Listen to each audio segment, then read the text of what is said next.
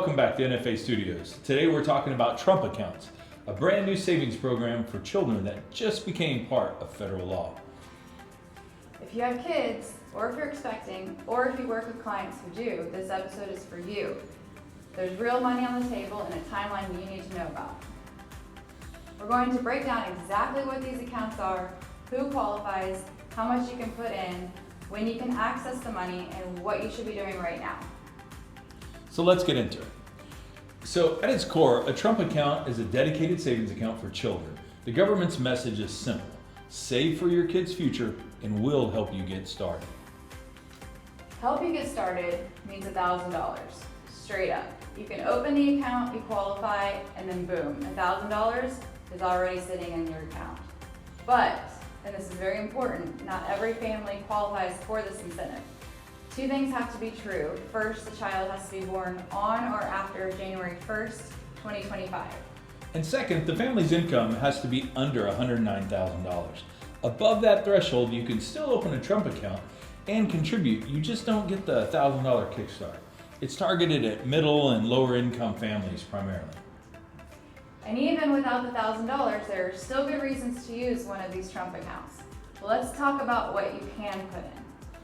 Yeah, the maximum annual contribution is $5,000 per year, and the $5,000 limit is indexed to inflation starting in 2028. And this is so it won't really get eaten away over time.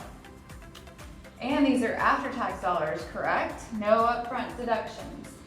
Contributions are made with after-tax dollars, that's correct. So there's no upfront deduction, but the earnings inside the account grow tax deferred, and when withdrawals are eventually taken, the earnings will be taxed at that time. So one thing's still being sorted out. Treasury is working on guidance about whether contributions will count against the annual gift tax exclusion every year, which matters if you're a grandparent or someone else contributing on behalf of your child. So if you're in that situation, stay tuned, that guidance is still coming. Yeah, but employers can also help play a role in these accounts. Employers can contribute up to $2,500 per year per employee, and those contributions are excluded from the employee's taxable income. But Treasury is already working with major payroll companies to figure out the mechanics of this, and that's a meaningful benefit for working families.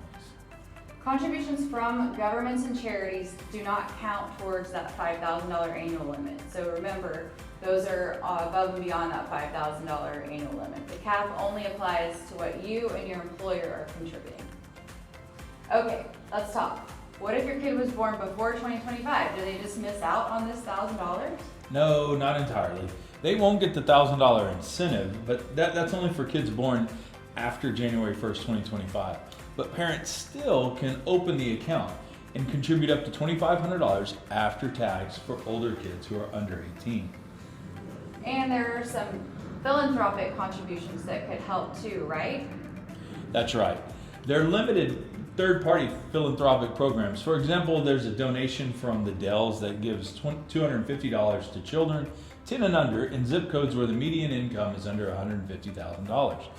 There's similar Dalio contributions for children in Connecticut zip codes with the same income restriction. And new philanthropic contributions are being set up as well.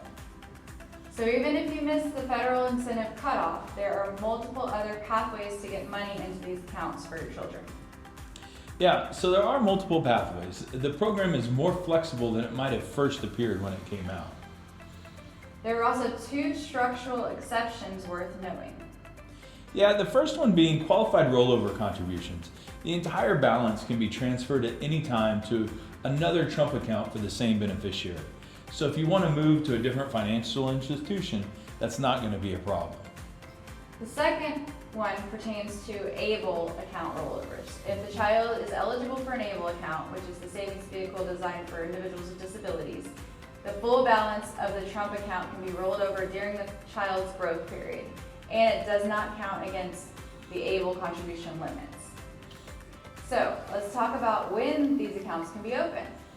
Accounts will begin opening on July 4th of 2026, but you can apply for these accounts today if you qualify.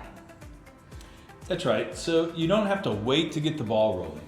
Parents of eligible kids can sign up early right now by filling out Form 4547 with the IRS. You can file it on its own or include it when you do your 2026 tax return. Treasury will then send you information to those who filled that form out about how to finish opening the account and start contributing to the account.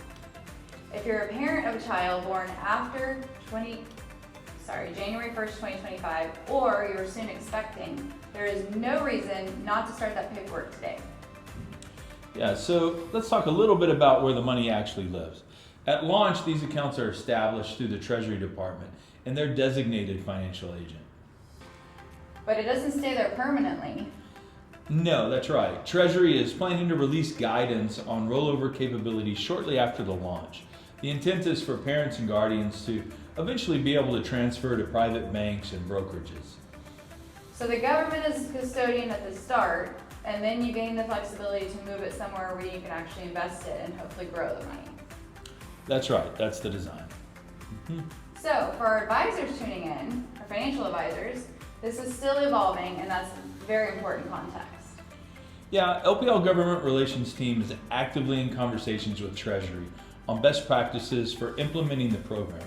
They're coordinating with trade associations, including SIFMA, and responding to industry comment letters as Treasury and the IRS guidance still gets released. The rules are not fully locked in. Advisors and clients should expect more details to come in waves as these begin. As more guidance is released, we will have additional information on next steps for all. For our listeners, we appreciate you tuning in today. We'll keep you monitored on developments and bring you updates as the program rolls out next month. If you have any questions in the meantime, please connect with us at nfaempowers@tnfa.net or visit our website at tnfa.net. So we will see you next time. Thanks for tuning in. Thank you.